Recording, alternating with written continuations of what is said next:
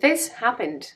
I separated two parts of the sock to make it a little bit longer, so maybe on the screen check it out, in the eye and down below a link how I connect them together. But because it's a collar work and I had a collar over that, I had to cut it. There was a little bit that no way I will be able to weave in end.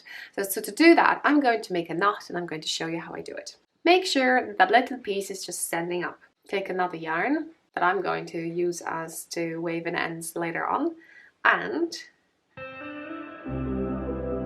create a loop that the end is above. Now put it through like that.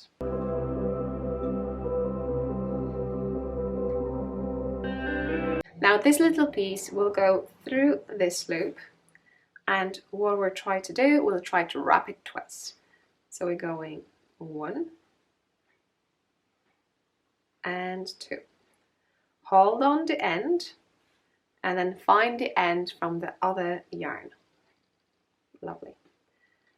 Now pull on this tightly. Maybe grab the piece of fabric too to create a nice stretch. Off you go. And you have your knot. I hope you enjoyed this one. See you next one. Bye!